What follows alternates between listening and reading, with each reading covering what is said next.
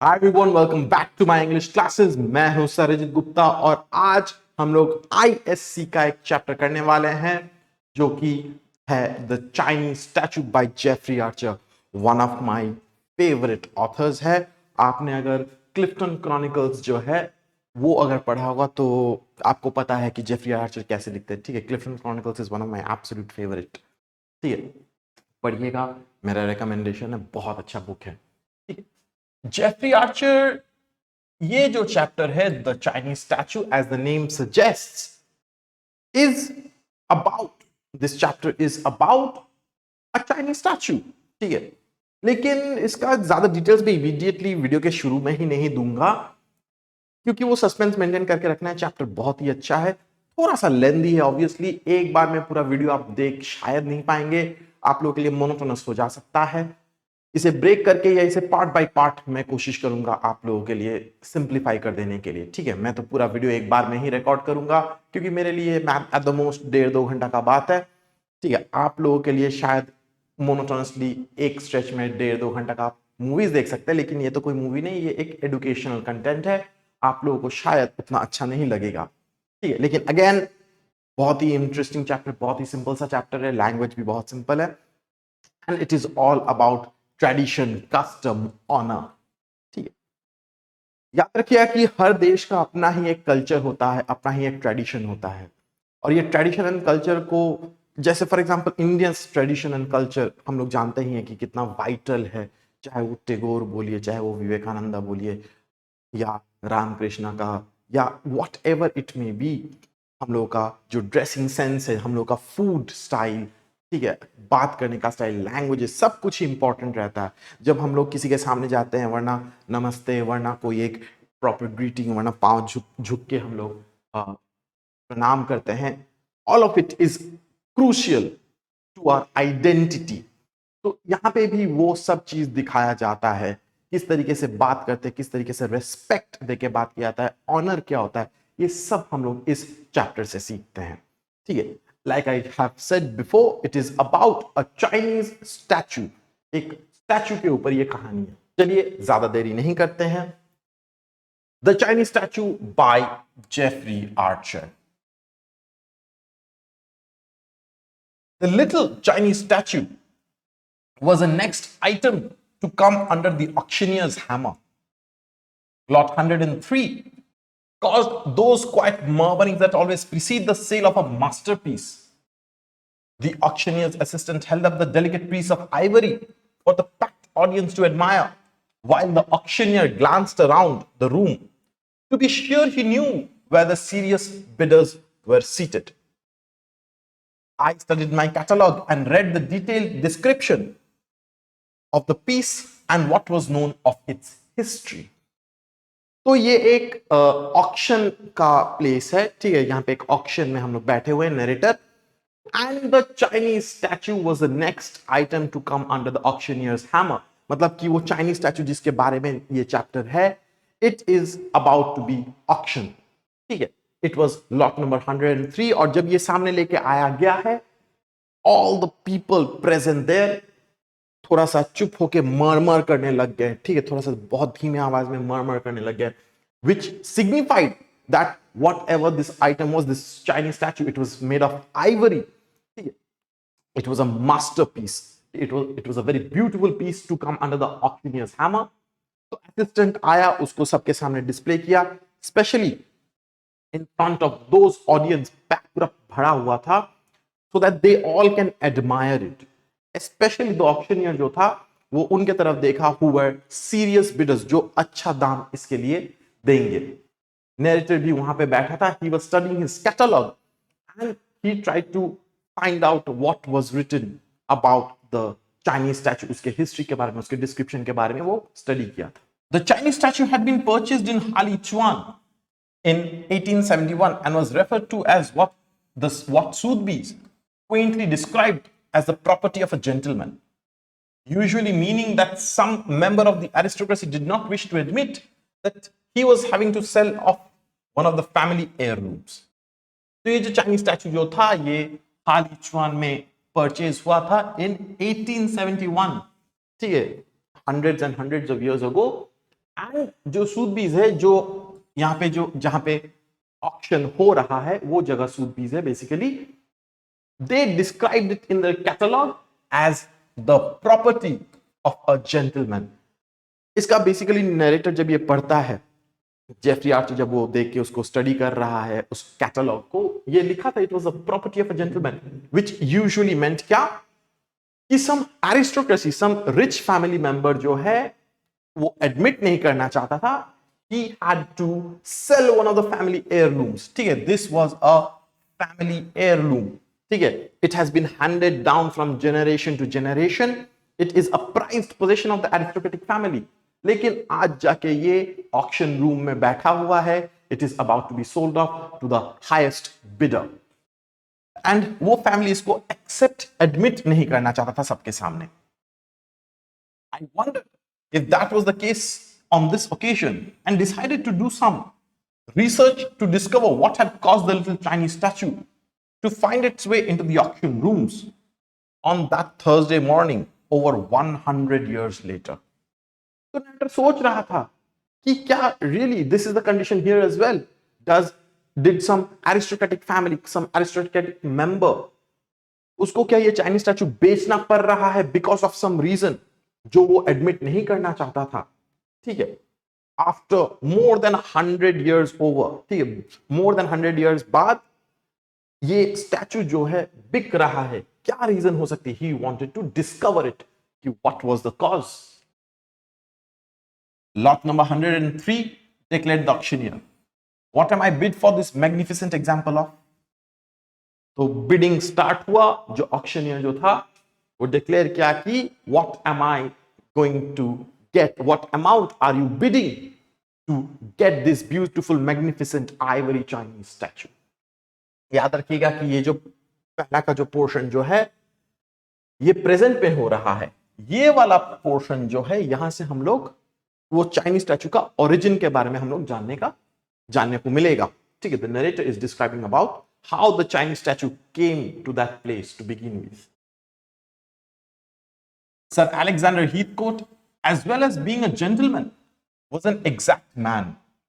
He was exactly 6'3" and a quarter inches tall, rose at 7 o'clock every morning, joined his wife at breakfast to eat one boiled egg cooked for precisely 4 minutes, 2 pieces of toast with 1 spoonful of Cooper's marmalade, and drink 1 cup of China tea.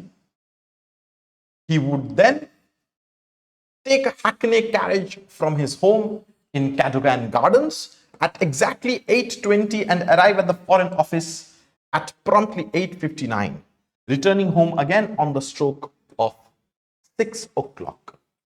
तो sir Alexander Heathcote, ये नाम को याद रखिएगा. ठीक है, generation to generation जाते रहता है. तो sir Alexander Heathcote was a gentleman. And he was a very punctual, he was an exact man. He was exactly 6'3" and a quarter inches tall. उसका height अच्छा खासा लंबा था. Every day he would wake up at 7 o'clock in the morning. अपनी बीवी के साथ बैठ के वो breakfast करता था. He would eat 1 boiled egg cooked precisely for 4 minutes. ठीक है, soft boiled egg basically. 2 pieces of toast with 1 spoonful of Cooper's marmalade. ठीक है, toast, eggs, मार्मलेड ये सब खाता था. And 1 cup of China tea. उसका ये डेली का हैबिट था and he would not break his habit. फिर जाके वो एक हैकनी कैरेज में बैठा फ्रॉम कैडोगन गार्डन्स, वहां से कैरेज में उठता and he would leave at 8:20 exactly. ठीक है, डॉट टाइम पे निकलता था. And he would arrive at the foreign office, जो एम्बेसी फॉरेन ऑफिस जो होता है वहां पे काम करता था.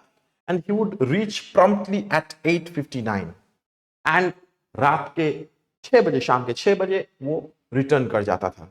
ठीक है, so see this was his daily routine, this was his habit. He was an exact man, he would not break tradition.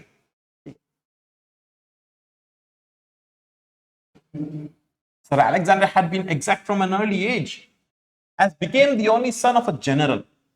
But unlike his father, he chose to serve his queen in the diplomatic service, another exacting calling. तो sir Alexander जो था वो बचपन से ही he used to be punctual and an exact person. कभी इधर उधर नहीं करता था ज्यादा. It was his habit because he was a son of a general. उसका फादर भी एक military personnel था, ठीक है. But unlike his father, he chose to serve his queen. Queen obviously refers to the British queen. ठीक है. In the diplomatic service, वो foreign service में वो serve किया. He did not follow his father's footsteps to be an army man, लेकिन वो queen को serve किया as a diplomat.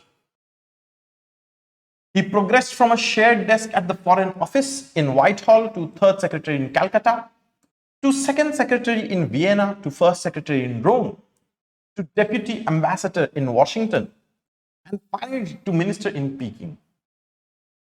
He was delighted when Mr. Gladstone invited him to represent the government in China, as he had for some considerable time, taken more than an amateur interest in the art of Ming dynasty. तो sir Alexander Heathcote जो थे वो he started his work at the foreign office from a shared desk in Whitehall. वहां से to third secretary in Calcutta promotion हुआ, फिर promotion हुआ to second secretary in Vienna and then to first secretary in Rome. उसके बाद deputy ambassador in Washington and finally he became minister in Peking. ठीक है, तो देखो he was a quite diligent, dedicated, hard-working person. ऐसे करते करते उसका promotion बढ़ के he managed to become the foreign minister, ambassador in Peking. वो बहुत ज्यादा खुश था when Mr. Gladstone invited him to represent the government, the British government in the Chinese embassy, Chinese government.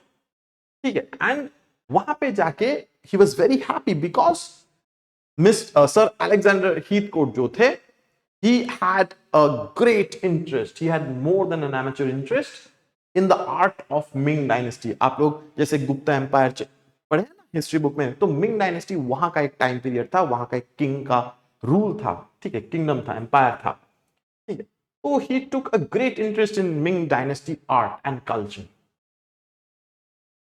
This crowning appointment in his distinguished career would afford him what until then he would have considered impossible: an opportunity to observe in the natural habitat some of the great statues, paintings, and drawings which he had previously been able to admire only in books.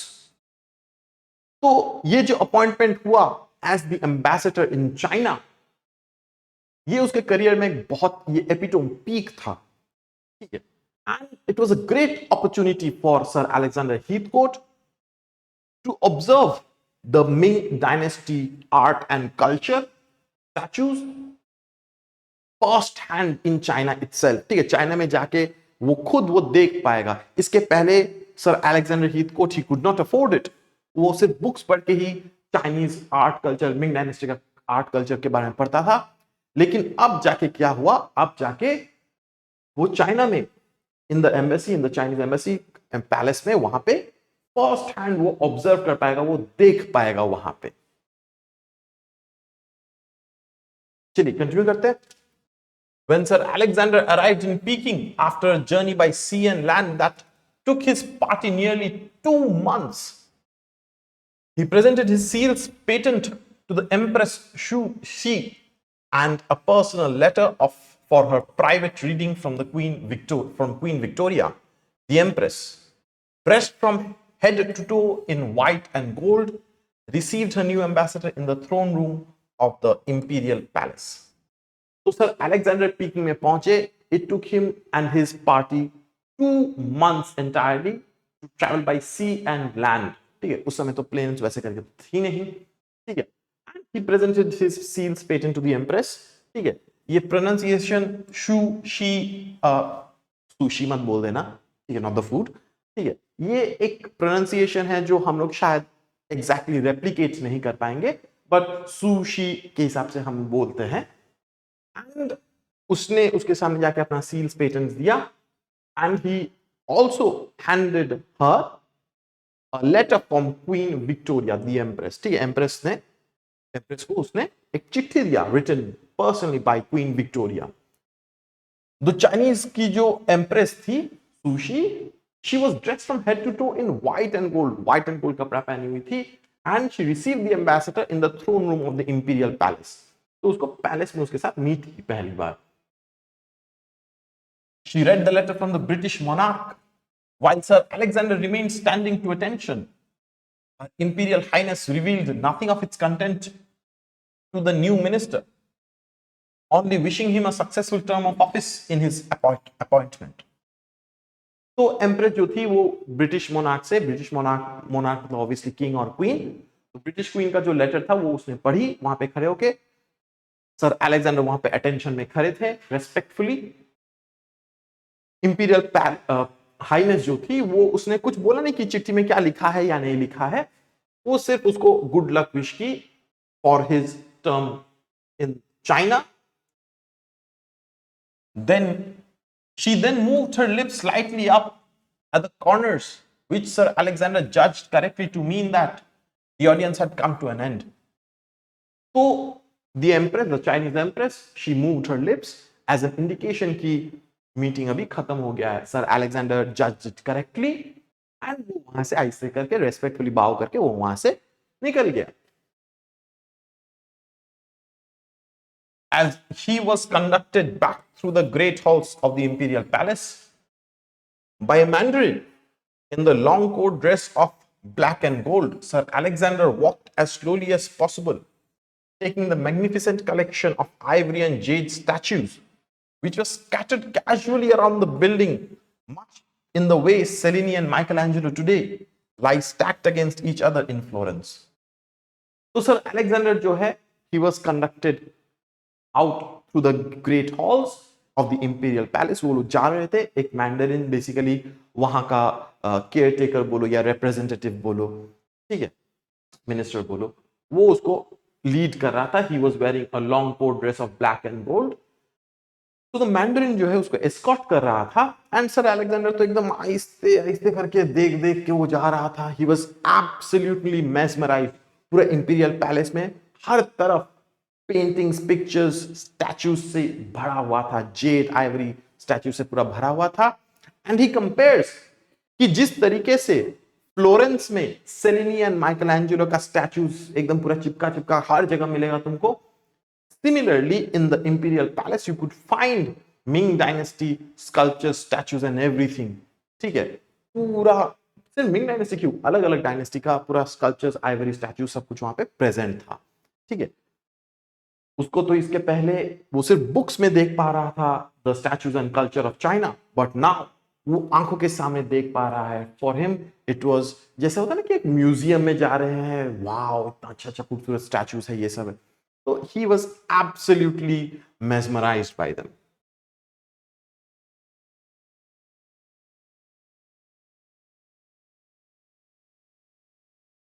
आप लोगों को I hope इतना तक समझ में आ गया होगा। कोई भी प्रॉब्लम हुआ तो एज ऑलवेज आप मेरे नंबर पे कॉल कर सकते हैं, व्हाट्सएप कर सकते हैं, ईमेल कर सकते हैं, टेक्स्ट कर सकते हैं and I will definitely try to help you out.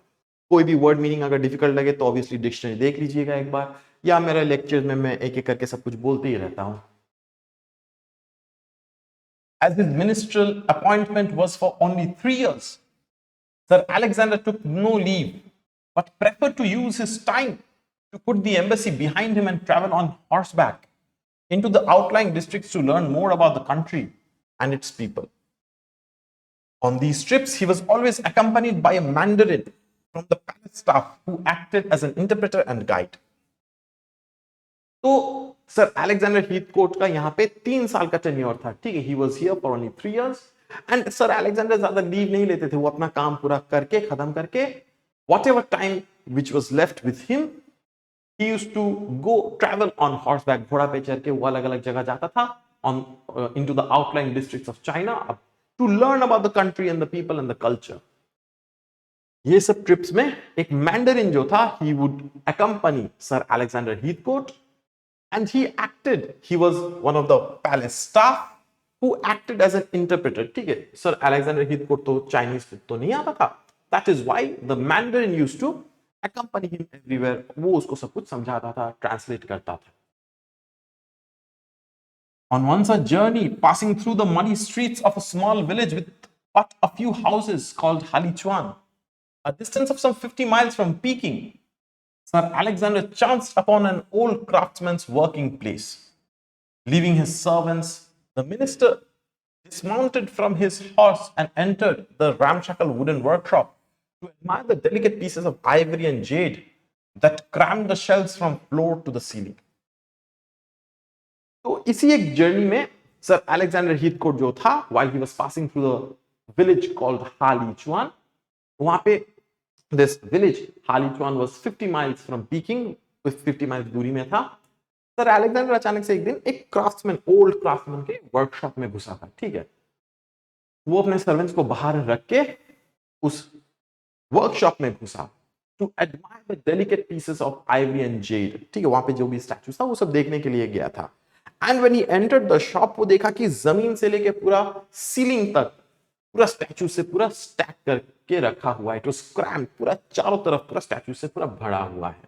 Obviously हम लोग जानते हैं कि सर अलेक्जेंडर का ये सब स्टैचू, ये सब आर्ट देखने में उसको बहुत ही ज्यादा दिलचस्पी थी. He was extremely intrigued by it. He was fascinated by the statues and culture of China. ठीक है, these statues were made up of jade and ivory. Although modern, the pieces were superbly executed by an experienced craftsman, and the minister entered the little hut with the thought of acquiring a small memento of his journey. Once in the shop, he could hardly move in any direction for fear of knocking something over. The building had not been designed for a 6'3¼ visitor. तो minister जो था वो room में घुसा, वो workshop में घुसा, and he was admiring them, the statues. जो स्टैचूज होते they were quite modern but they were superbly created. उनको बहुत अच्छे से एक्सपीरियंस इंसान ने, किसी ने बनाया था. ठीक है, वो सोचा अंदर जाके कि स्टैचूज को देखेंगे एंड वहां से कुछ एक स्मॉल मिमेंटो ले लेगा ऑफ द जर्नी. लेकिन वो अंदर घुसा तो it was a very small cooped up place. उसको डर लगा कि कहीं पे भी ज्यादा घूमने जाएगा और कुछ गिर जा सकता है, टूट जा सकता है. He was afraid of knocking something over. ठीक है, वो तो इतना 6'3" इतना लंबा चौड़ा आदमी था. ठीक है, हम तो सिर्फ 5'4" है. जस्ट इमेजिन करो मेरे से 1 फुट लंबा बाबा रे. ठीक है, बहुत ही लंबा इंसान था. यार इंडियंस लोगों का हाइट उतना अच्छा होता नहीं, क्या कर सकते हैं. ठीक, चलिए कंटिन्यू करते हैं. Sir Alexander stood still and enthralled, taking in the fine scented jasmine smell that hung in the air. An old craftsman bustled forward in a long blue coolie robe and black hat to greet him. A jet black plated pigtail fell down his back. He bowed. देखिए यहाँ पे bowed है लेकिन he bowed होगा. ठीक है, very low, and then looked up at the giant from England. तो sir Alexander जो थे, he was inside the workshop, he was enthralled. वो खड़ा होकर ट्रांसफिक्स्ड होकर वो देख रहा था सब स्टैचूज. ठीक है, there was the smell of jasmine hanging in the air. वो scented stick जो था ना, वो जलाया हुआ था. It was a very peaceful surrounding. तब जाके अचानक से एक old craftsman, the owner of the workshop, वो वहां पे आया. He was wearing a blue coolie robe, ठीक है, and a flat black hat. वो आके उनको ग्रीट किया, बाव किया. एंड लंबा सा, जैसे होता है आप लोग मूवीज में देखे होंगे, ब्लू ड्रेस लंबा इतना तक होता था. ठीक है, टोपी पहना हुआ है, लंबा सा पोनी टेल पूरा पीठ में. ठीक है, वैसे ड्रेस करके एक ओल्ड क्राफ्ट्समैन आया. And as is the Chinese tradition, sir Alexander के सामने आके वो ऐसे करके बाव किया, इज्जत दिया उनको. ठीक है, ग्रीट किया. The minister returned the bow while the Mandarin explained who Sir Alexander was and his desire to be allowed to look at the work of the craftsman. तो उसने bow किया, and as is tradition, if someone bows to you, you have to return the bow. ठीक है, तो sir Alexander को ये सब छोटा मोटा ट्रेडिशंस, कस्टम्स पता था, इसलिए वो भी ओल्ड क्राफ्ट्समैन को बाव करके ऐसे करके सलाम किया. ठीक है, ग्रीट किया. एंड द मैंडरिन उसको एक्सप्लेन किया कि who sir Alexander was and sought his permission कि आपका वर्क, पीसेस ऑफ आर्ट आपका देखना है यहां पे. The old man was nodding his agreement even before the Mandarin had come to the end of his request. For over an hour, the minister sighed and chuckled as he studied many of the pieces with admiration and finally returned to the old man to praise his skill. तो mandarin तो सुन के हाँ ऐसे करके सिर हिला रहा है, बोला कि हाँ हाँ कोई दिक्कत नहीं. He can see the statues as long as he wants. ठीक है। तो सर अलेक्जेंडर हीथकोट 1 घंटा से खड़े होके वो स्टैच्यूज को देख रहा था। He would admire it. कभी कभी देख के खुद से हंस रहा है, चकल कर अपने आप से बात कर रहा है।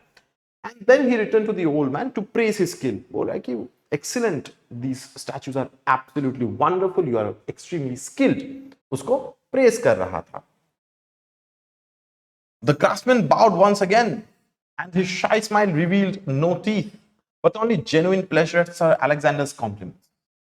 तो क्राफ्टमैन फिर से humbly bow किया सर अलेक्जेंडर के सामने, and वो जब स्माइल किया तो दिखा कि उसका कोई दांत नहीं था, तो obviously signifying कि the old craftsman was pretty old, he was extremely old. ठीक है, तो उसको खुशी था कि सर अलेक्जेंडर को उसका स्टैचू, उसका क्रिएशन अच्छा लगा। Pointing a finger at the back of the shop, he beckoned the two important visitors to follow him. They did so and entered a veritable Aladdin's cave with row upon row of beautiful miniature emperors and classical figures.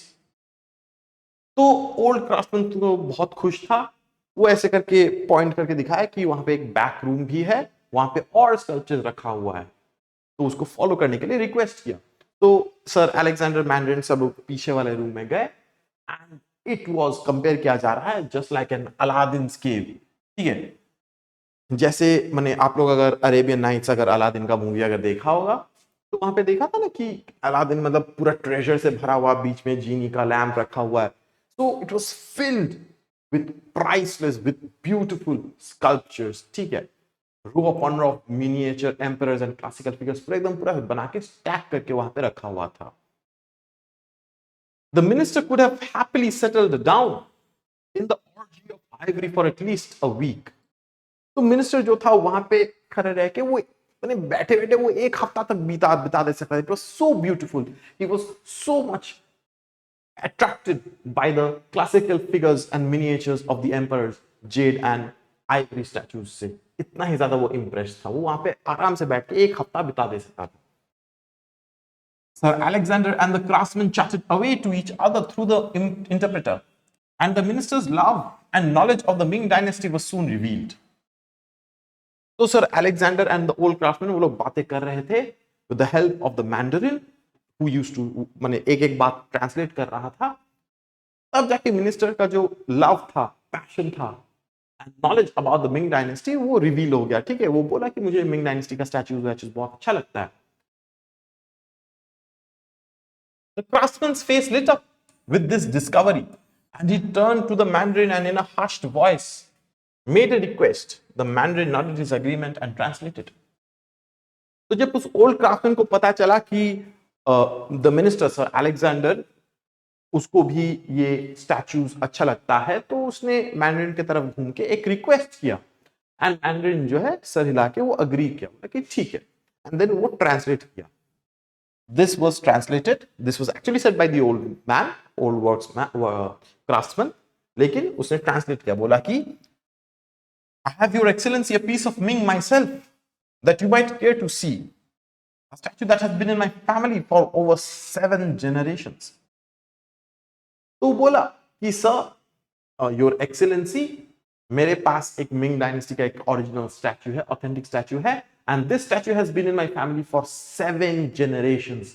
ठीक है, 7 generation तक मेरे family में hand over करते आया हुआ है। ठीक है, तो सर अलेक्जेंडर ने बोला I should be honoured, said the minister, बोला कि I will be extremely honoured if you would show it to me. ठीक है, अगर आप दिखाएंगे I will be extremely happy. It is I who would be honored, your excellency, said the little man, who thereupon scampered out of the back door, nearly falling over a stray dog and on to an old peasant's house a few yards behind the workshop. तो बोला कि नहीं, I will be honored to show it to you, it will be my honor, and ये बोल के वो पीछे से निकल गया। ठीक है, out of the back door, वहां पे एक डॉग था, he almost fell tripped over it, and फिर वहां पे पीछे में एक पेजेंट का घर था, वहां पे जाके अंदर घुस गया।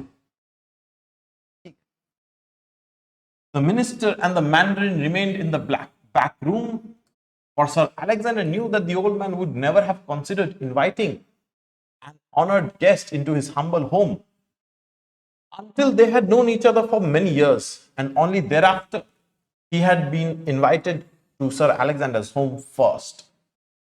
A few minutes passed before the little blue figure came trotting back, pigtail bouncing up and down on his shoulders. तो ओल्ड क्राफ्ट्समैन जो था वो अपने घर में चला गया, ये कुछ लेके आने के लिए, कुछ दिखाने के लिए। सर अलेक्जेंडर और मैंडेट वहीं पे ही खड़े थे। Sir Alexander he knew that कि ओल्ड क्राफ्ट्समैन जो था अपने घर में उसको इनवाइट नहीं करता इमीडिएटली, क्योंकि वहां का ट्रेडिशन क्या था कि दोनों को एक दूसरे को बहुत सालों से जानेंगे, and then first sir Alexander would have to invite the old craftsman to his house, उसके बाद ही ओल्ड क्राफ्ट्समैन उसको अपने घर में इनवाइट करेगा। That was the culture, tradition, practice, ठीक है। तो वो वहां पे वेट किया। आफ्टर अ फ्यू मिनट्स फिर से वो ओल्ड क्राफ्ट्समैन आया and he was carrying a box, ठीक है, एंड वो बहुत एक्साइटेड होके वापस अलेक्जेंडर हीथकोट के सामने आया। He was now clinging on to something that from the very way he held it close to his chest had to be a treasure. The craftsman passed the piece over for the minister to study. तो वो कुछ ऐसी चीज लेके आया, एकदम पूरा मैंने अपने बाहों में लेके एकदम पूरा क्लोजली केयरफुली पकड़ के लेके आया था, which seemed that it was extremely rare, valuable, precious for the old man. Obviously वो बोला है कि चाइनीज स्टैचू है, उसके पास एक मिंग डायनेस्टी का स्टैचू है which has been handed over down through the generations for 7 generations. Obviously वो बहुत केयरफुली उसको लेके आया एंड वो मिनिस्टर को दिया to examine it, to study it. Sir Alexander's mouth opened wide and he could not hide his excitement. The little statue, no more than 6 inches in height, was of the Emperor Kang, and as fine an example of Ming as the minister had seen. Sir Alexander felt confident that the maker was the great Penqiu, who had been patronized by the emperor, so that the date must have been around the turn of the 15th century. तो sir Alexander तो पकड़ गया, मुंह खुल गया उसका। He was shocked to see such a beautiful example of a Ming dynasty statue. ये statue जो था 6 इंच का था, ठीक है, and it was of the emperor Kang, ठीक है, मिंग डायनेस्टी का एम्परर कांग का स्टैचू था, and it was a fine, very beautiful example of Ming dynasty statue जो सर अलेक्जेंडर ने कभी नहीं देखा था। And sir Alexander he felt confident कि ये स्टैचू को the great Penqiu, the artist, the sculptor, उसने बनाया था। He had been patronised by the emperor Kang. तो ये स्टैचू जो था वो कॉन्फिडेंट था कि it was surely somewhere around the 15th century, इतने साल पुराना एक स्टैचू था, ठीक है। It was a very beautiful statue. The statue's only blemish was that the ivory base on which such pieces usually rest was missing and a small stick protruded from the bottom of the imperial robes. But in the eyes of Sir Alexander, nothing could detract from its overall beauty. Although the craftsman's lips did not move, his eyes glowed with the pleasure his guest evinced as he studied the ivory emperor. तो sir Alexander Heathcote जो था, he was sure कि ये कोई पेनक्यू बोल के जो artist था उसने ही बनाया होगा, ठीक है। And this statue is absolutely beautiful, ठीक है। It was an original Ming dynasty statue and statue का सिर्फ एक ही ब्लेमिश था, एक ही फ्लॉ था, ठीक है। नॉर्मली ये सब स्टैचूज का एक बेस में फिट होता है, ठीक है, एक बेस रहता है, लेकिन ये स्टैचू में उसका बेस मिसिंग था, द बेस वाज मिसिंग, और उसकी जगह में मैंने स्टैचू के नीचे से एक स्टिक ऐसे करके निकला पड़ा हुआ था, ठीक है। लेकिन sir Alexander he ignored that कि इसका बेस मिसिंग है, and sir Alexander he was extremely happy to see the statue in his hands, ठीक है। वो कुछ बोला नहीं, क्राफ्ट्समैन भी कुछ बोला नहीं, बट सर अलेक्जेंडर देख के तो उसको एडमायर कर रहा था, एंड उसका एक्सप्रेशन देख के जो क्राफ्ट्समैन जो था, he was also filled with pleasure, ठीक है। वो भी खुश था कि सर अलेक्जेंडर इस स्टैचू को देख के इतना खुश हो रहे हैं, ही इज डिराइविंग प्लेजर। तो ऑब्वियसली ये सब स्टैचूज जो होता है ना, they are very valuable, they are very expensive, and they are a part of the tradition and culture of China. ठीक है, 7 जनरेशन से उसके फैमिली में आते रहा है ना, it has been passed on for 7 generation, तो इट वाज वेरी वैल्यूएबल। तो इसीलिए सर अलेक्जेंडर को इसका वैल्यू, उसका माने मॉनेटरी वैल्यू नहीं बोलेंगे, उसका कल्चरल वैल्यू जो है क्या था उसको समझ में आया था, and he studied it very carefully. तो इतना तक आप लोगों को समझ में आ गया होगा ना? हाँ पक्का बाबू?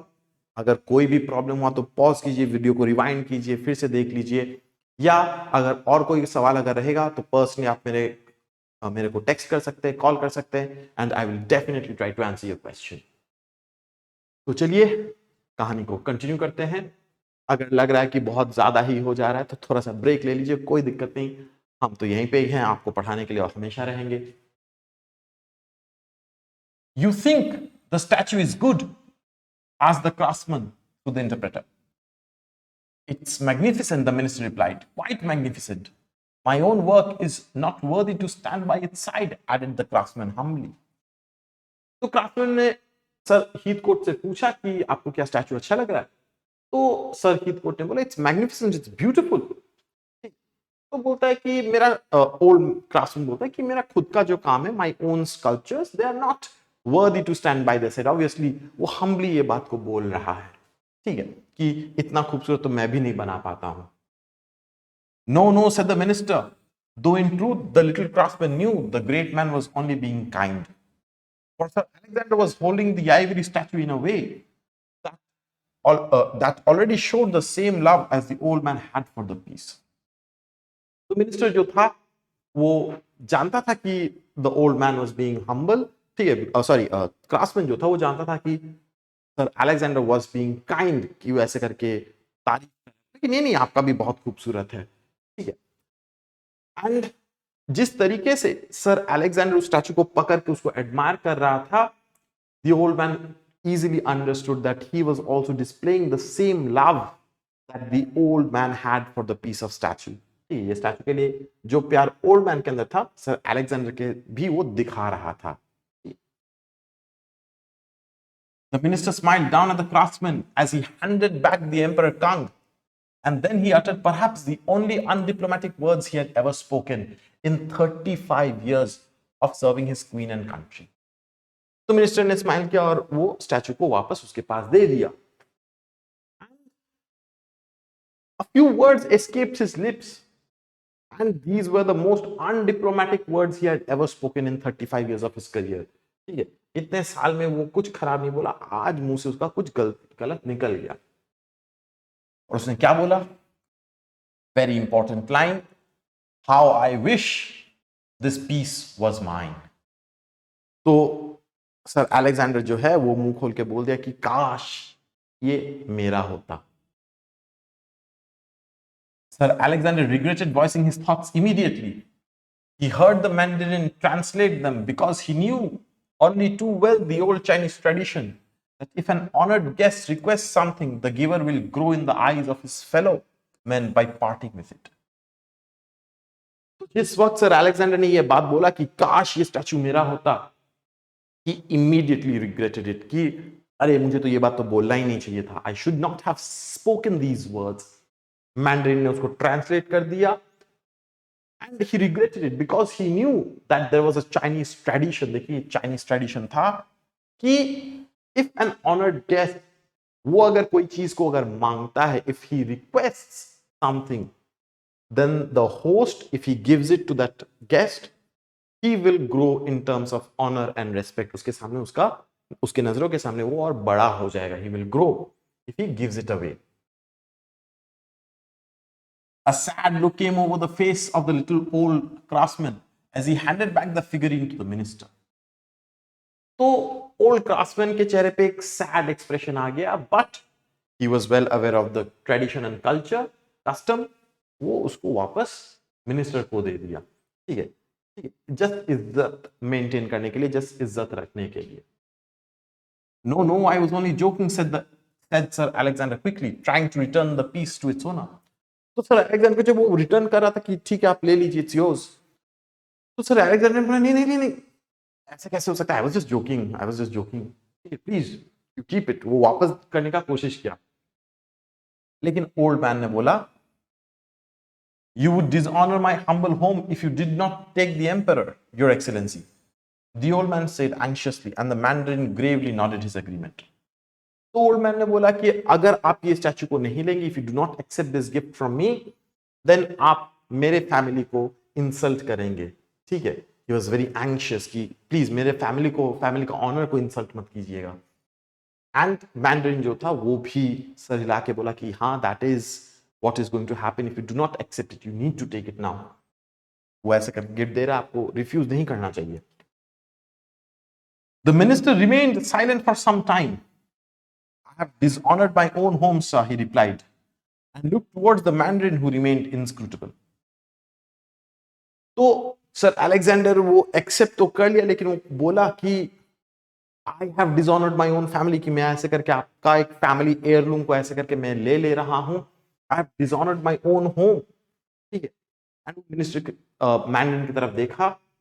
मैंड्रिन तो उसका मुंह एकदम फिक्स था, it could not be red, his face could not be interpreted. उसके चेहरे से कुछ इंटरप्रेट नहीं हो रहा है, उसका क्या इमोशन था, क्या सोच रहा था। The little craftsman bowed. I must fix a base on the statue, he said, or you will not be able to put the piece on view. तो ओल्ड क्राफ्टमैन देखो, वो चुपचाप रह सकता था, लेकिन नहीं, वो बोला कि देखिए आपके ये स्टैचू में एक बेस बनाना दे देना है, otherwise you will not be able to display it to anyone. ठीक है, you will not be able to put it on view. तो क्या ही फायदा होगा स्टैचू का। ठीक है, इतना तक क्लियर। चलिए थोड़ा सा ब्रेक ले लीजिए, आई will be back in few minutes. चलिए सब लोग थोड़ा सा ब्रेक ले लिया ना, थोड़ा सा रेस्ट कर लिया, आराम से पानी पी के आइए, थोड़ा सा चाय का कप ले लीजिए, एंड वीडियो को हम लोग कंटिन्यू करते हैं। ठीक है, चलिए। He went to a corner of the room and opened a wooden packing chest that must have housed 100 bases for his own statues. Rummaging around, he picked out a base decorated with small dark figures that the minister did not care for, but which nevertheless made a perfect fit. The old man assured Sir Alexander that although he did not know the base's history, the piece bore the mark of a good craftsman. The embarrassed minister took the gift and tried hopelessly to thank the little old man. The craftsman once again bowed low as Sir Alexander and the expressionless Mandarin left the little workshop. तो the old craftsman जो था उसने बोला था, as he said, कि एक base fit कर देना है वरना आप डिस्प्ले नहीं कर पाइएगा। तो he went to the corner of the room and he opened a wooden chest. उसमें हंड्रेड्स ऑफ बेसेस थे। वहां से थोड़ा सा टटोल के, वहां से रामेज करके he picked out a base. ठीक है, अच्छा, बहुत खूबसूरत था, decorated with small dark figures. लेकिन सर अलेक्जेंडर को उतना परवाह नहीं था, he did not care about it, but it fitted perfectly. ठीक है, चाइनीज स्टैचू का एकदम नीचे में एकदम परफेक्ट फिट हो गया। सर अलेक्जेंडर को ओल्ड क्राफ्टमैन ने बोला कि I don't know the history of this base, but it was a good base, it was made by N experienced good craftsman. तो सर अलेक्जेंडर क्या ही बोलेगा, he was extremely embarrassed for what he had already said, ठीक है, for the slip of his tongue। And इसके वजह से old man का जो फैमिली एयरलूम था, जो खानदान 7 जनरेशन से आते रहा है, वो उसके पास अभी आ गया, उसके पोजीशन में आ गया। एंड ओल्ड क्राफ्टमैन दे दिया, even we saw that he was sad but he gave it away. ठीक है, एंड वो ओल्ड क्राफ्टमैन उसको बेस फिट करके, बाव करके, इज्जत से फिर से उनको ग्रीट किया and with farewell. Sir Alexander और द मैंडरिन जो था, वो लोग वापस वर्कशॉप से बाहर आ गए। ठीक है, because nothing else could have been done ना। Honor has to be maintained, tradition has to be maintained, right? As the party traveled back to Peking, the Mandarin observed the terrible state the minister was in and uncharacteristically spoke first. Your Excellency is no doubt aware, he said, of the old Chinese custom that when a stranger has been generous, you must return the kindness within the calendar year. तो वो लोग वापस peeking में जा रहे थे towards the imperial palace। तब Mandarin जो था उसने देखा कि sir Alexander he was in a terrible condition, he was extremely quite. ठीक है, तो उसने पहला बोलना start, which was uncharacteristically for him. ठीक है, it was not natural for the Mandarin to speak first. तो उसने बोला कि Your Excellency, आपको तो पक्का पता ही होगा, there is an ancient old Chinese custom कि अगर if a stranger has been generous to you, has been kind to you, you must return the kindness within the calendar year. ठीक है, आपको एक साल के अंदर आपको वो काइंडनेस को उसका कर्ज चुकाना पड़ेगा. You have to return the kindness with the same act of kindness या similar act of kindness आपको दिखाना ही पड़ेगा. ये कस्टम है. Sir Alexander smiled his thanks and thought carefully about the Mandarin's words. Once back in his official residence, he went immediately to the embassy's extensive library to see if he could discover a realistic value for the little masterpiece. After much diligent research, he came across a drawing of a Ming statue that was almost an exact copy of the one now in his possession. And with the help of the Mandarin, he was able to assess its true worth. A figure that came to almost 3 years' emolument of a servant of the crown. The minister discussed the problem with Lady Heathcote, and she left her husband in no doubt as to the course of action he must take. So Sir Alexander smile करके thank you बोला, and he thought carefully what the Mandarin had said. वो अच्छे से उसके बारे में सोचा. And once जाके वो अपना ऑफिशियल रेसिडेंस में गया, वो इमीडिएटली एम्बेसी का लाइब्रेरी में गया, and he tried to find out a realistic value for the statue. ठीक है, उसका मॉनेटरी वैल्यू क्या होगा वो उसको ढूंढने का कोशिश किया. आफ्टर मच डिलिजेंट रिसर्च उसको पता चला कि उसने जो बुक्स देख रहा था उसमें एक एग्जैक्ट कॉपी था. ठीक है, उसका पिक्चर था, एंड मैंडरिन का हेल्प लेके उसका एग्जैक्ट वैल्यू निकाल दिया. And the worth of that little figure came to 3 months emolument. 3 months नहीं, 3 years salary of a servant of the crown. एक इंग्लिश सर्वेंट जो क्वीन को सर्व करता है, उसका 3 साल का सैलरी के बराबर का वो स्टैचू का वैल्यू था. So it was quite an expensive thing. It was quite an expensive statue.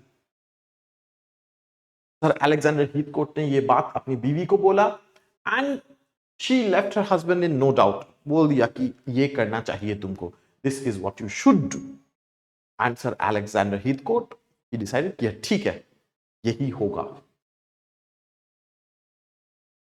The following week, the minister dispatched a letter by private messenger to his bankers, Coates and Co.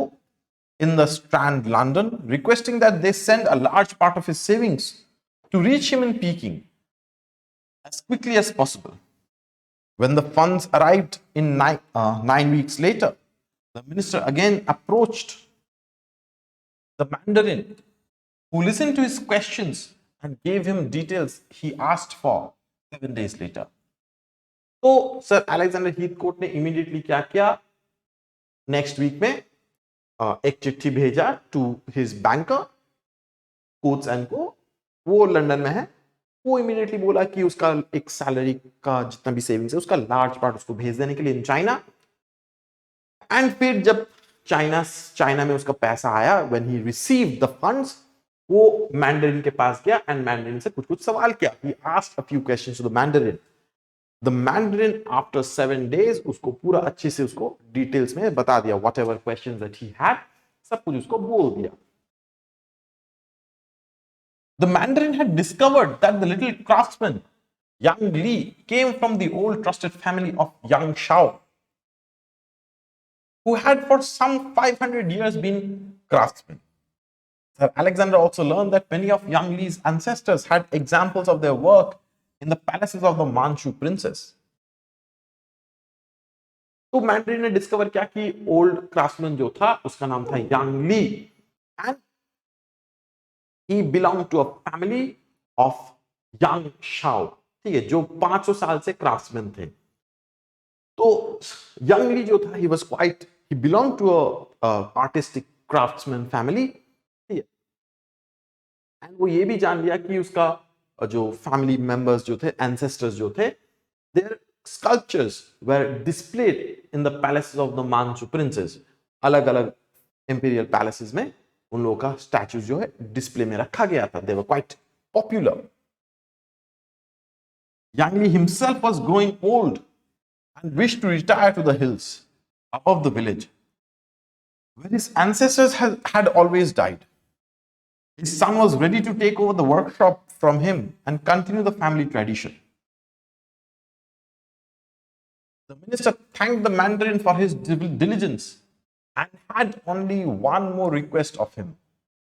The Mandarin listened sympathetically to the ambassador from England and returned to the palace to seek advice. तो Yang Li जो था, he was himself growing old and he wished कि उसका बेटा जो है, he would carry on, he would take over the family tradition of making sculptures, and वो Yang Li खुद he would retire to the hills. ठीक है. तो मिनिस्टर जो था मैंड्रिन को थैंक यू बोला कि thank you for getting all these information, and एक और रिक्वेस्ट उसने मैंडरिन से किया. ठीक है, मैंडरिन ने अच्छे से सुना एंड वो बोला कि ठीक है, मैं आपको एडवाइस लेके मैं पूछ के मैं आपको बताता हूं. A few days later, the empress granted Sir Alexander's request. कुछ दिन बाद एम्प्रेस जो चाइनीज एम्प्रेस जो थी सुशी, उसने सर अलेक्जेंडर का रिक्वेस्ट को ग्रांट कर दिया. ठीक है, एक्सेप्ट कर लिया. Almost a year to the day, the minister, accompanied by the Mandarin, set out again from Peking for the village of Halichuan. When Sir Alexander arrived, he immediately dismounted from his horse and entered the workshop that he remembered so well.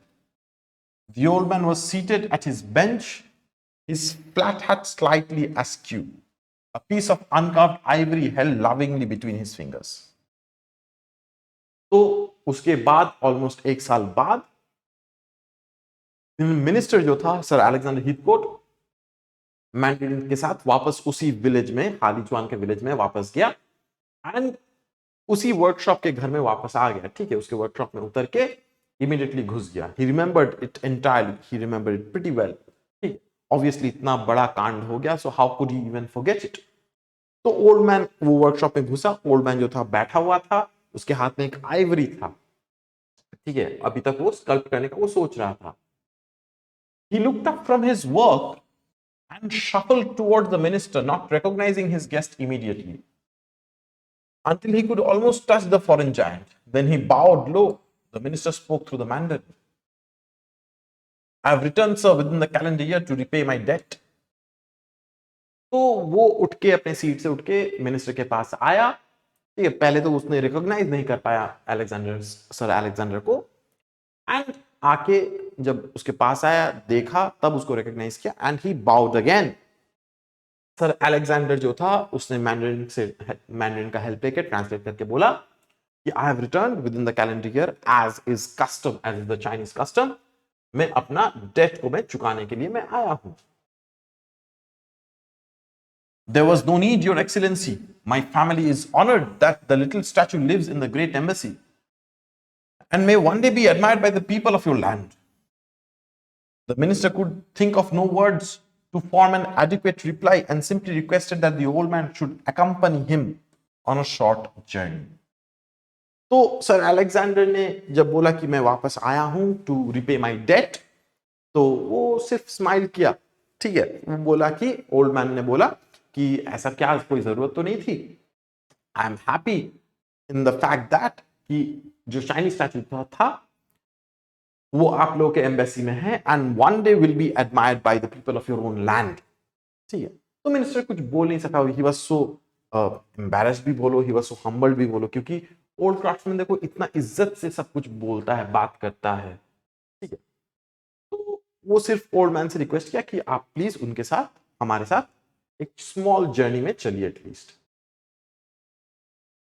इतना तक clear है बच्चा लोग? पक्का ना?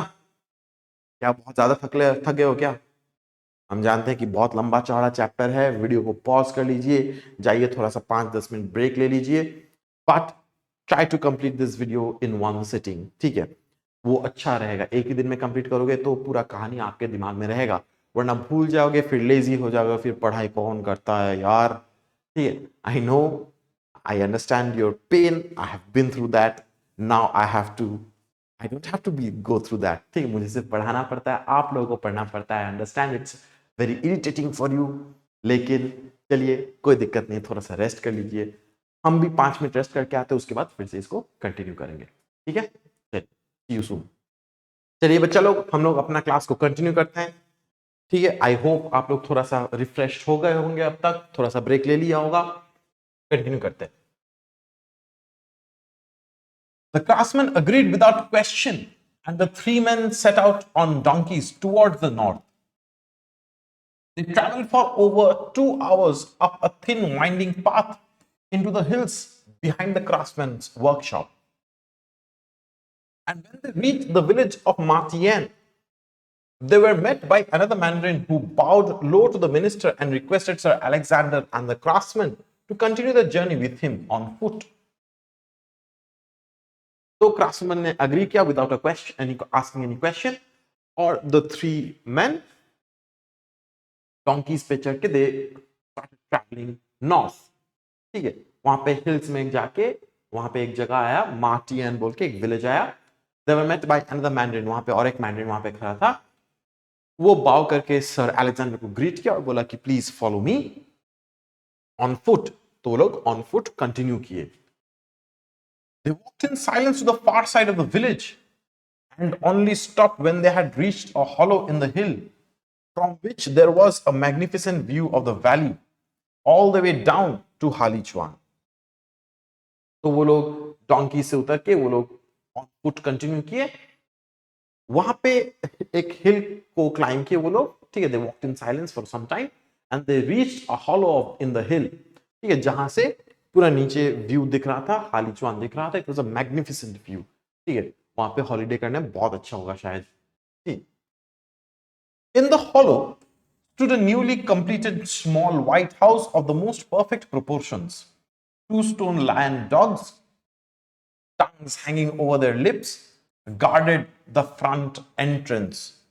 The little old craftsman who had not spoken since he had left his workshop remained mystified by the purpose of the journey until the minister turned to him and offered. So, in that beautiful spot on the hill, जहां से हालीचुआन का village दिख रहा था, वहां पे एक newly constructed घर था वहां पे, of the most perfect proportions.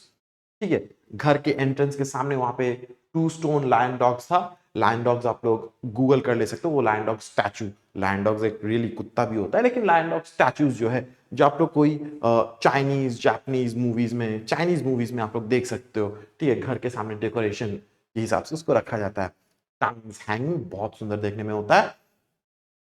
The lion dogs guarded the front entrance. ठीक है, The little old craftsman जो था वो तो मिस्टिफाइड था, रे कि क्यों मेरे को यहाँ पे ऐसे करके लेके आया गया है। ठीक है, अभी तक तो उसको तो पता ही नहीं। सर अलेक्जेंडर ने सिर्फ बोला था कि please follow us and that was it.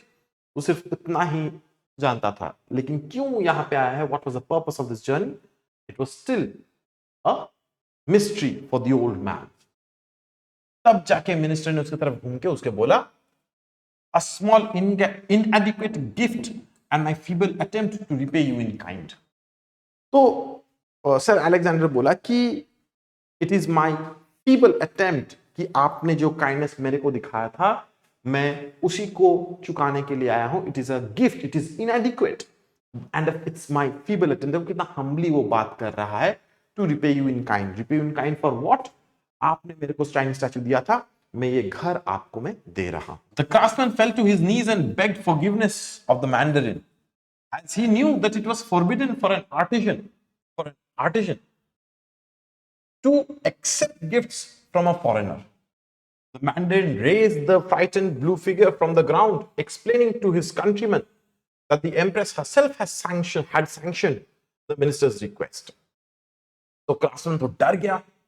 Immediately he fell down on his knees and begged forgiveness of the mandarin कि मुझे माफ कर दो, because the old craftsman knew कि he could not accept a gift from a foreigner. ये वहां का tradition था, कस्टम था। ठीक है, it was forbidden for an artisan, ये मना ही था कि किसी फॉरेन से कोई गिफ्ट नहीं लिया जा सकता। मैंड्रिन उसको पकड़ के उठाया एंड उसको बोला, ही एक्सप्लेन टू हिम कि देखो, don't have to worry about it, the empress herself, the queen herself has agreed to this exchange of gift. ठीक है, क्वीन खुद ही इसको परमिशन दी है, ठीक है, on the ministers request. A smile of joy came over the face of the craftsman, and he slowly walked to the doorway of the beautiful little house, unable to resist, running his hand over the carved lion dogs. The three travelers then spent over an hour admiring the little house before returning in silent mutual happiness back to the workshop in Halichuan. तो ये बात सुन के the old craftsman, he was extremely pleased, he was extremely happy. वो जाके guard dogs के पास गया and he होता है ना कि पेट करते हैं हम लोग जैसे डॉग्स को, ठीक है, ही कैरेस्ड द लायन डॉग्स, ठीक है, ही रैन हिज हैंड्स ऑन देम, ठीक है, एंड थ्री ट्रैवलर्स, वो लोग वहां पे रह के 1 घंटा से ज्यादा वो लोग वहां पे टाइम स्पेंड किए to admire the beautiful white house which has been newly created by sir Alexander for the old craftsman. ठीक है, फिर उसके बाद जाके वो लोग वापस हालीचुआन में आ गए। ठीक है, दे वर क्वाइट हैप्पी कि ये हुआ। ठीक है, the two main thus parted honor satisfied, and Sir Alexander rode to his embassy that night, content that his actions had met with the approval of the Mandarin as well as Lady Heathcote. So finally honor was satisfied, जो custom था it had been followed to the word. Sir Alexander भी खुश था कि उसने जो किया अच्छा था, मैंडरिन भी खुश था, उसकी बीवी लेडी हीथकोट वो भी खुश थी कि यस दिस हैड हैपेंड, जो गलती सर अलेक्जेंडर से हुआ था 1 साल पहले वो गलती चुका लिया गया है। ठीक है, it had been made up for. The minister completed his tour of duty in Peking, and the empress awarded him the Silver Star of China. And a grateful queen added the KCVO to his already long list of decorations. तो minister ने अपना duty 3 साल का duty पूरा खत्म किया। He was awarded the Silver Star of China, and the British Queen added the KCVO, जो knighthood जो था, ठीक है, वो उसको दे दिया गया। Now he became Sir Alexander Heathcote.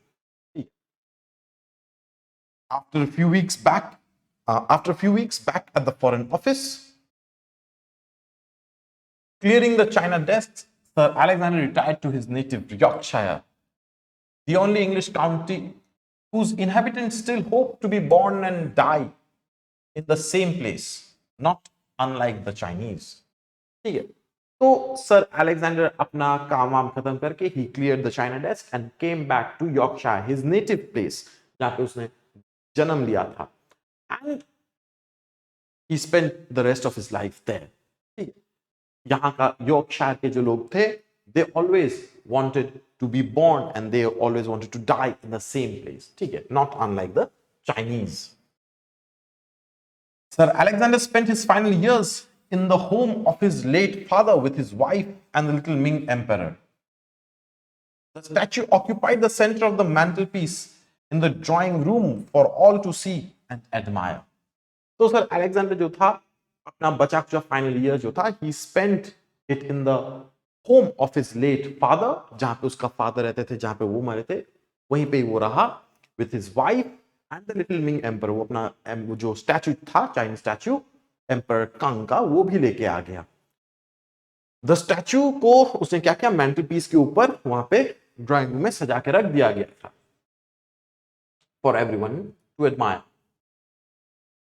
Being an exact man, Sir Alexander wrote a long and detailed will in which he left precise instructions for the disposal of his estate, including what was to happen to the little statue after his death.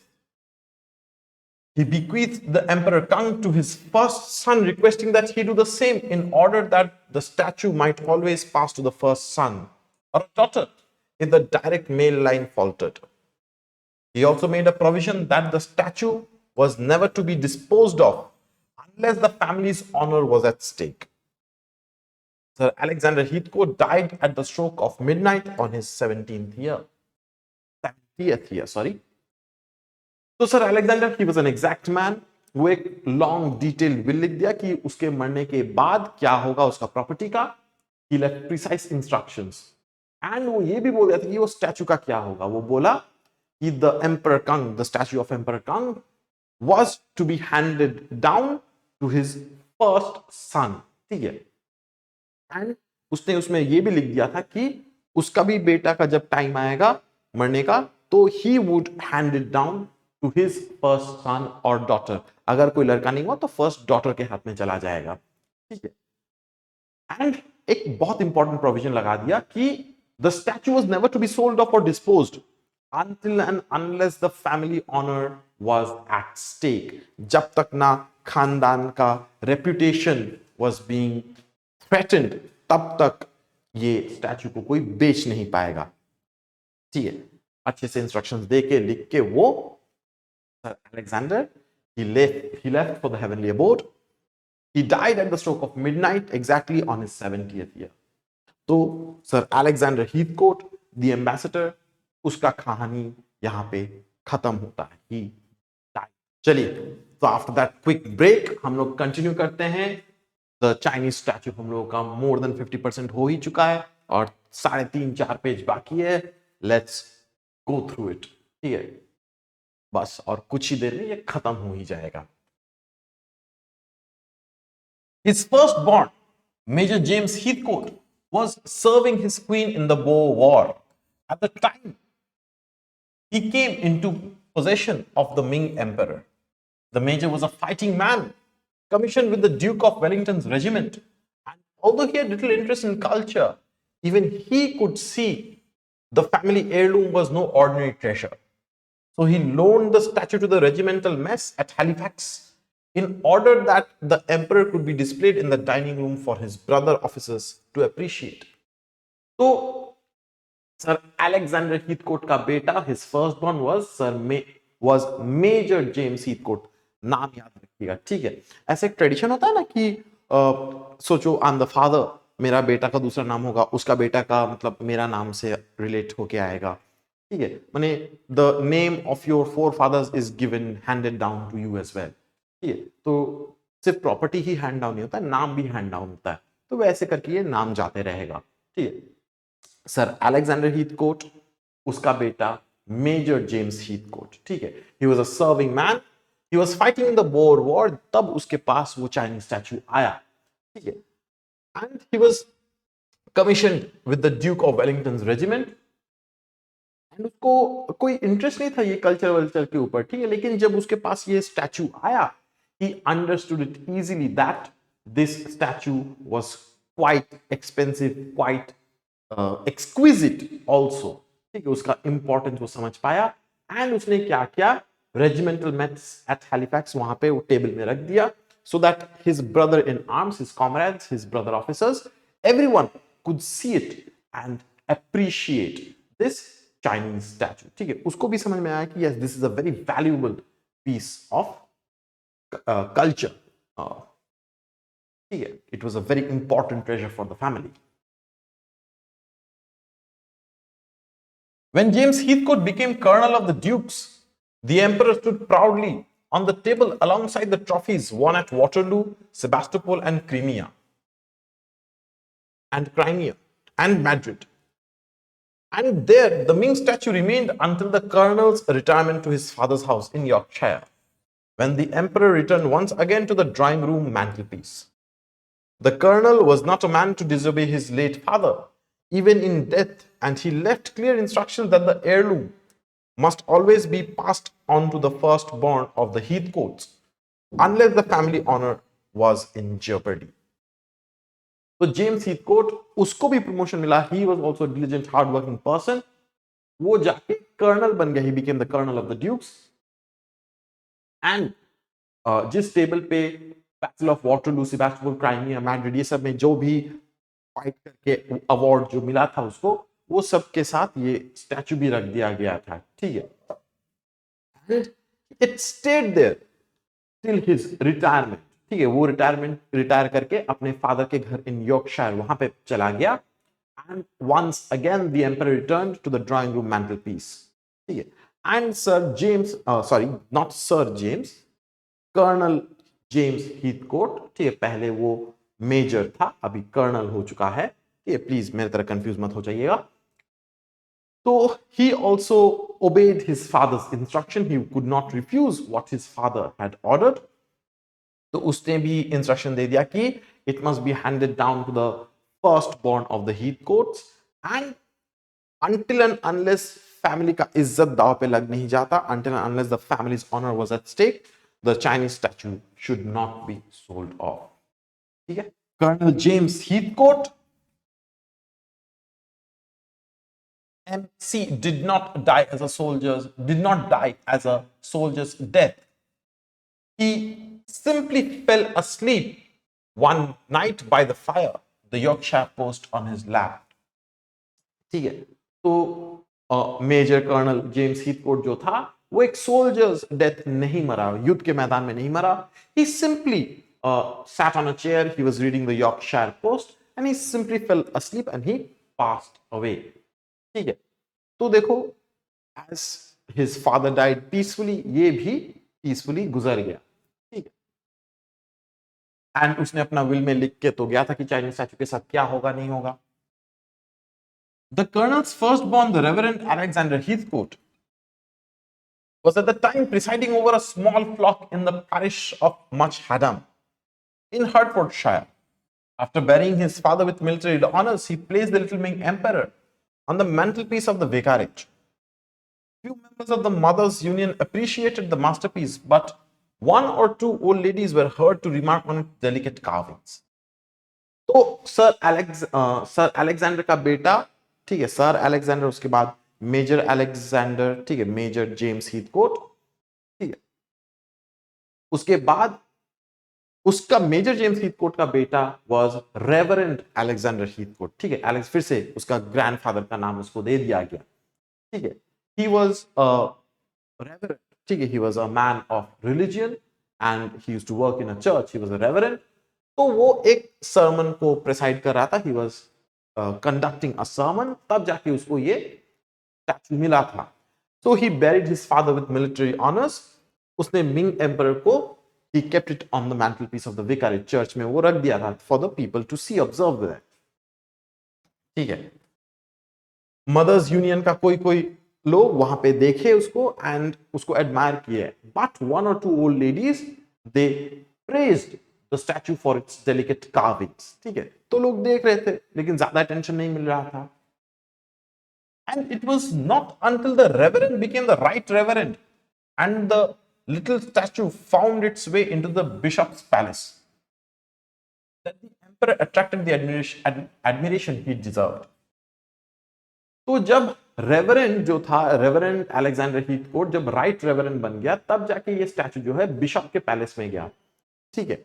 वहां पे जाके it attracted the admiration that he truly deserve, वो statue को proper attention मिला, it was in the centre of attention, ठीक है। Many of those who visited the palace and heard the story of how the bishop's grandfather had acquired the Ming statue were fascinated to learn of the disparity between the magnificent statue and its base. It always made a good after dinner story. तो जो लोग भी palace में जाते थे वो लोग कहानी सुनते थे कि कैसे करके बिशप, माने अभी अलेक्जेंडर हीथकोट वो रेवरेंड से राइट रेवरेंड बिशप बन गया था, तो सब लोग कहानी सुनते थे कि कैसे करके उनको वो स्टैचू मिला था। And the disparity between the statue and it's base, दोनों का डिफरेंस के बारे में सब लोग बातें करते थे and it after dinner story बहुत अच्छा लगता था, ठीक है। God takes even his own ambassadors, but he did not do so before allowing Bishop Heathcote to complete a will, leaving the statue to his son with his grandfather's exact instructions carefully repeated. तो God तो even अपने ambassadors को अपने पास बुला ही लेता है। Bishop Heathcote, he also passed away, but before dying, before passing to the next world, उसने अपना will लिख के गया था, ठीक है। And he bequeathed the emperor Kang statue to his firstborn, ठीक है, एंड जो इंस्ट्रक्शन उसका ग्रैंडफादर ने लिख के गया था वो सेम इंस्ट्रक्शंस रिपीट करके गया था। The bishop's son, Captain James Heathcote, was a serving officer in his grandfather's regiment. So the Ming statue returned to the mess table in Halifax. During the emperor's absence, the regimental trophies had been augmented by those struck for Ypres, Marne and Verdun. तो bishop का बेटा was captain James Heathcote, वो भी एक military man था, ठीक है। Again dukes के वो रेजिमेंट में वो कैप्टन था, he was a captain James Heathcote. तो उसके पास जब आया वापस मिंग स्टैचू जो है, it return to the table at Halifax, ठीक है। और इतने साल जब वो नहीं था तो वहां का ट्रॉफीज बहुत सारे और एक्यूमुलेट हो गए थे, ऑगमेंट हो गया था, बढ़ गया था। और यप्रेस, मार्नेस, वर्डन, ये सब में युद्ध में जितना भी अवार्ड्स, ट्रॉफीज मिला था युद्ध में लड़ने के लिए, रिकॉग्निशन मिला था, और बढ़ गया था। फिर से जाके उसी टेबल में वो आ गया। The regiment was once again at war with Germany, and young Captain James Heathcote was killed on the beaches of Dunkirk and died intestate. Thereafter, English law, the known wishes of his great grandfather, and the common sense prevailed, and the little emperor came into the possession of the captain's 2-year-old son. So, Captain James Heathcote, he died on the beaches of Dunkirk, Second World War के time पे, and England was in war with Germany, right? तब जाके he died there, he died intestate without leaving a will, ठीक है, उसका कोई आखिरी ख्वाहिश या will कुछ नहीं था, ठीक है। तो अब जब सवाल आया कि what was to be done with the statue, common sense prevailed, जो ग्रेट ग्रैंडफादर का जो रूल जो था, जो ट्रेडिशन जो था, जो इतने सालों से लॉ पास करते हुए आया है, वो सेम लॉ को पास किया गया, फॉलो किया गया, and the Chinese statue now came to the possession of the captain's 2-year-old son, ठीक है। जेम्स हीथकोट का, कैप्टन जेम्स हीथकोट का 2 साल का बच्चा के पास में आ गया। Alex Heathcote was, alas, not of the mettle of his doughty ancestors, and he grew up feeling no desire to serve anyone other than himself. When Captain James had been so tragically killed, Alexander's mother lavished everything on the boy. तो Alex Heathcote जो था, ठीक है, देखो Alexander से Alex Heathcote नाम short हो गया, तो ऑब्वियसली जनरेशन बदलते रहता है, and Alex Heathcote he was not of the same doughty mettle, माने उसका ग्रेट ग्रैंडफादर फादर जैसे सर्विंग मैन थे who served in the British government, वैसा नहीं था। He had no desire to serve anyone else other than himself, he was very selfish, ठीक है, माने black sheep of the family हम लोग बोल सकते बेसिकली। तो जब कैप्टन जेम्स हीथकोट मर गया on the beaches of Dunkirk, ठीक है, तो अलेक्जेंडर की मदर जो है उसने अपने बेटे के ऊपर सब खर्चा कर दिया, ठीक है, she left no stones unturned, सब उस पे प्यार व्यार सब छिड़क दिया उसके ऊपर, and that was like damaging, ठीक है, उसका बेटा जो था बेकार ही था, ठीक है, that her meager income would allow. It didn't help, and it was not entirely young Alex's fault that he grew up to be, in the words of his grandmother, a selfish, spoiled little brat. तो Mrs Heathcote जो थी, उनका जितना भी income था वो पूरा अपने बच्चे पे खर्चा कर दिया, but it didn't help. Alex का गलती एग्जैक्टली नहीं था, he grew up to be a spoiled brat, उसकी ग्रैंडमदर खुद उसको बोलती थी कि he was a spoiled brat, ठीक है, तो अपने एंसेस्टर्स के जैसा वो अच्छा नहीं था। When Alex left school only a short time before he would have been expelled, he found he could never hold down a job for more than a few weeks. It always seemed necessary for him to spend a little more than he and finally his mother could cope with. The good lady, deciding she could take no more of this life, departed it to join all the other Heathcotes, not in Yorkshire but in heaven. तो school खत्म हुआ उसका, ठीक है, obviously अगर school में ज्यादा देर तक रहता तो उसको निकाल ही दिया जाता, he would have been expelled। School से निकल के he went to try his hand at a job, लेकिन कोई भी जॉब में वो टिक नहीं पाता था, he could not stay for more than a few weeks, and वो जो भी कमाता था he would spend more than he would earn, ठीक है, जितना कमाता था उससे ज्यादा ही खर्चा कर देता था. His mother could not cope up with that. Finally Mrs Heathcote, Alex की मम्मी, शी डिसाइडेड कि चलो जाने दो यार, let's go. And she went away, not to Yorkshire, to heaven. वो भी मर गई. तो finally sir Alex was with all the property of his forefathers, statue भी उसके हाथ में ही आ गया. In the swinging 60s, when casinos opened in Britain, young Alex was convinced that he had found the ideal way of earning a living without actually having to do any work. He developed a system for playing roulette with which it was impossible to lose. He did lose, so he refined the system and promptly lost more. He refined the system once again, which resulted in him having to borrow to cover his losses. Why not? If the worst came to the worst, he told himself he could always dispose of the little Ming emperor. तो 1960s में जब Britain में casinos खुलना start हुआ, Alex was convinced कि finally मेरे को एक ऐसा कोई काम मिला जहां से वो श्योर शॉट वो पैसा कमा पाएगा. ठीक है, उसको ज्यादा काम ही नहीं करना पड़ेगा. He would just play roulette and win. It was impossible to lose. उसने एक ऐसा सिस्टम डेवलप किया जीतने के लिए. ठीक है, and he lost. ठीक है, बहुत पैसा खोया. So he refined his system. अपना सिस्टम को बदला एंड और पैसा खोया. ठीक है, देखो क्या हाल है. जहां पे इसके ग्रैंडफादर, इसके फोरफादर्स लोग इतने ही हार्ड वर्किंग डिलीजेंट थे, प्रमोशन मिलता था, इस निकम्मे को देखो. ठीक है, he further refined his system once again और उसके वजह से उधार में आ गया वो. he had to borrow money to cover his losses. ठीक है, वो मनी मन सोचा कि हाँ क्या दिक्कत होगा, अगर if worst came to worst he would just dispose of the Ming emperor, क्योंकि वो तो बेच सकता था, it was his. और ऑनर का अगर बात होता तो he knew that कि वो आराम से उसको बेच सकता था according to his grandfather's wishes. The worst did come to the worst, as each one of Alex's newly refined system took him progressively into greater debt until the casinos began to press him for payment. When finally one Monday morning Sir Alex received an unsolicited call from two gentlemen who seemed determined to collect some 8,000 pounds. My, देखो मेरे हाथ से pen गिर रहा है. 8,000 pound उसने उधार ले लिया. ठीक है, my goodness. He owed their masters and hinted at bodily harm if the matter was not dealt with within 14 days. Alex caved in. After all, his great-great-grandfather's instructions had been exact. The Ming statue was to be sold if the family honor was at stake. तो देखते देखते worst did come to the worst, and Aahista Aahista उसका जितना भी refined system था उसको और भी ज्यादा प्रोग्रेसिवली डेट में फंसा दिया गया.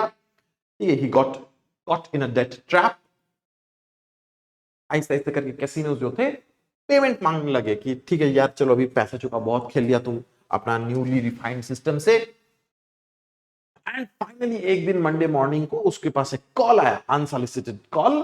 ठीक है, two gentleman called and said कि अगर तुम पैसा नहीं दिया तो छोड़ देंगे.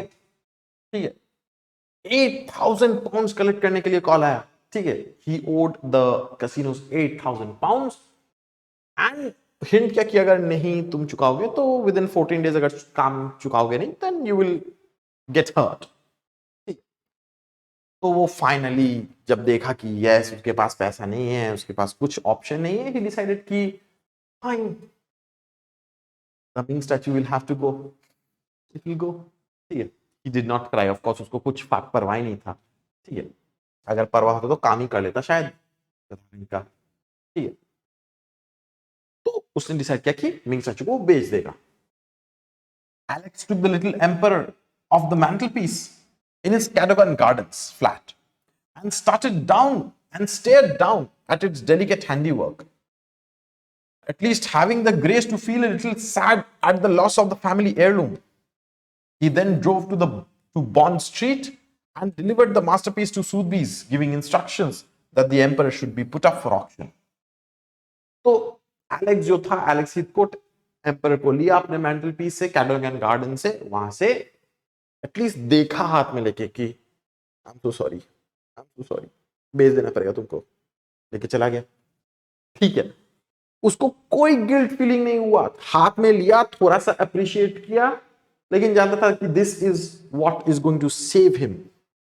तो वो बॉन्ड स्ट्रीट में चला गया टू सूथबीज और वहां पे जाके बोल दिया कि इसे बेच दो, ठीक है, ऑक्शन पे इसको लगा दो।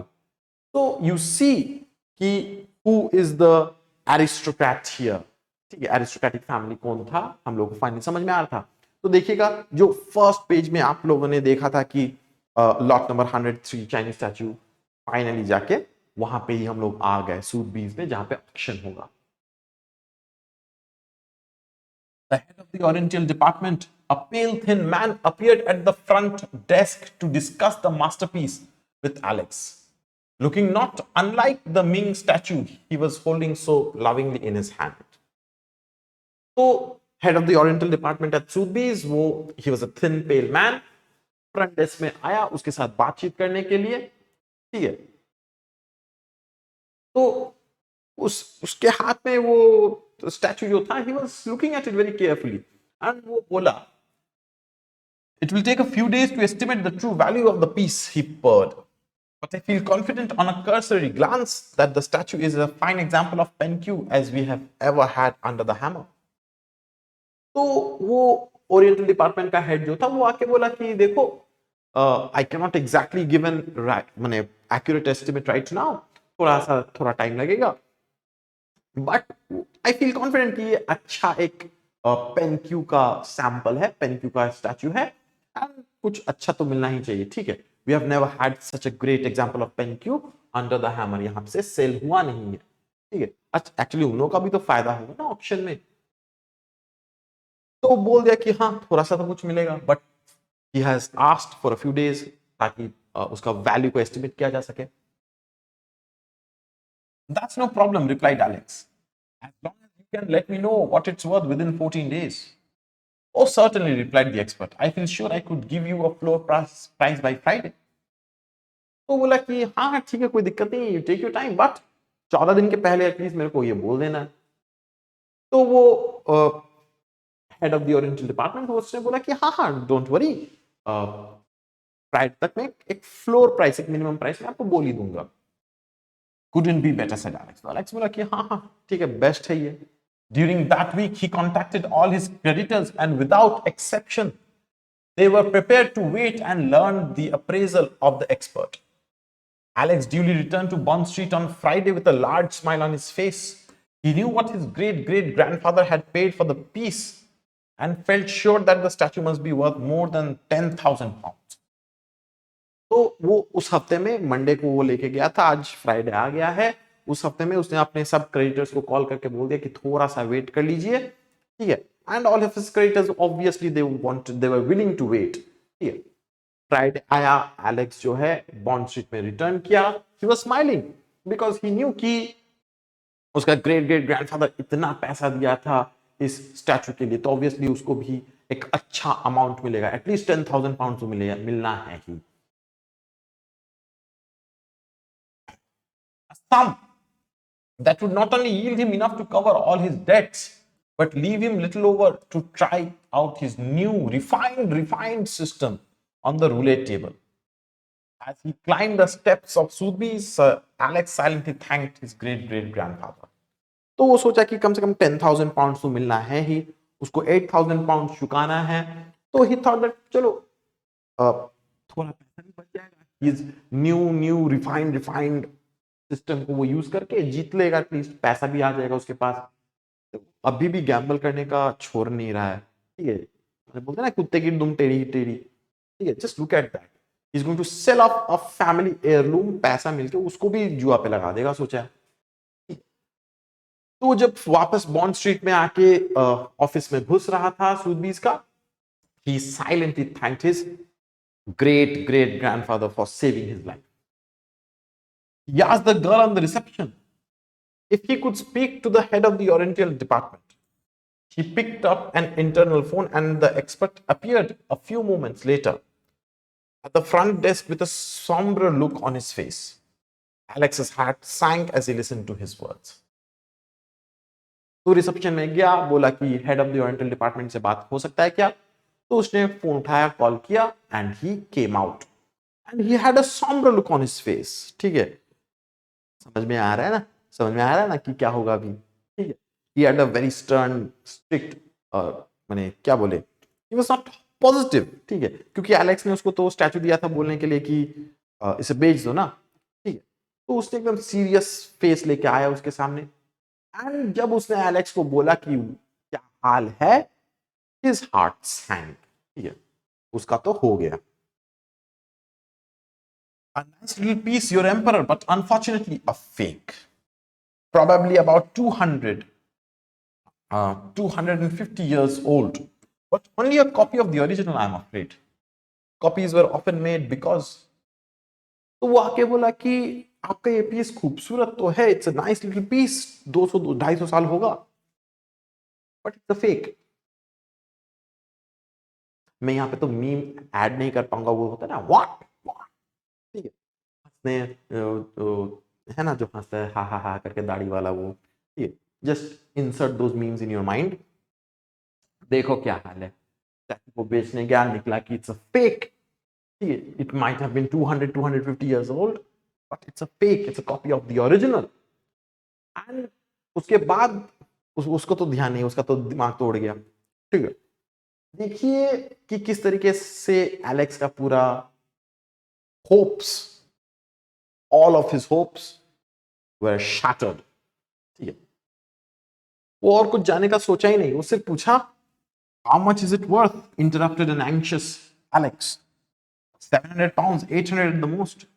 तो पूछा कि कितना मिलेगा। ठीक है, उसको तो पैसा से मतलब ना, उसको तो स्टैचू का वैल्यू से तो मतलब नहीं है। ठीक है, तो बोला कि 700 एट द मोस्ट, 800 पाउंड मिलेगा, इससे ज्यादा तो कुछ नहीं मिलना है।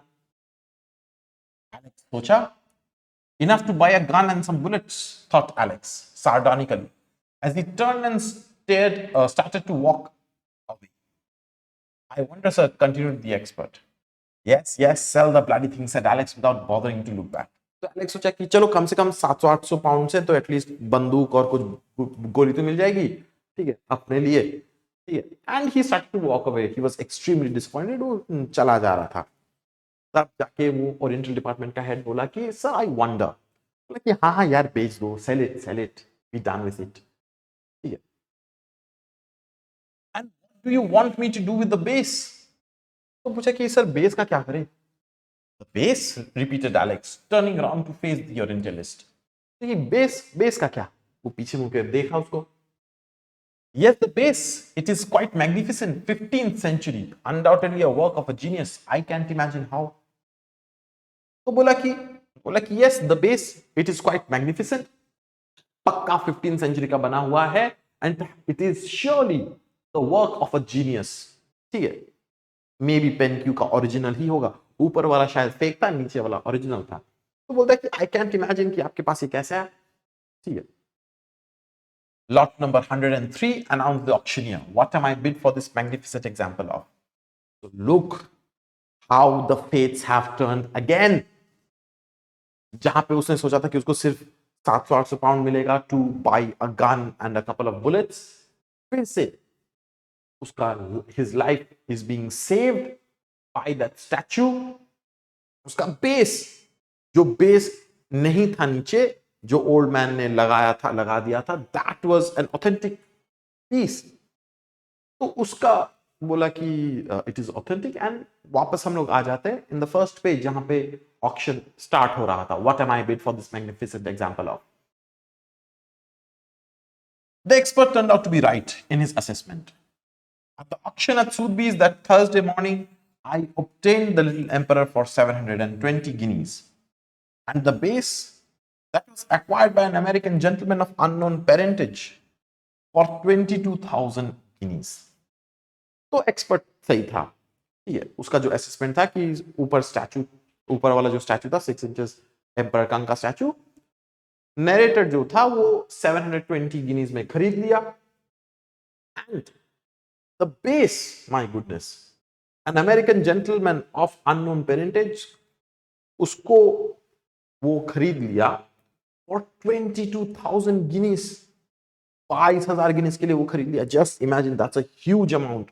कहां पे वो सोच रहा था कि £22,000 मिलेगा, यहाँ पे 22,000 गिनीज मिल रहा है। बाबा रे, बहुत ज्यादा पैसा उसको मिल गया। तो देखो how the fates have turn for Alex Heathcote. ठीक है, मैं थोड़ा सा टाइम लेके इसको ऊपर स्क्रॉल करता हूँ, बहुत ज्यादा स्क्रॉल करना पड़ेगा।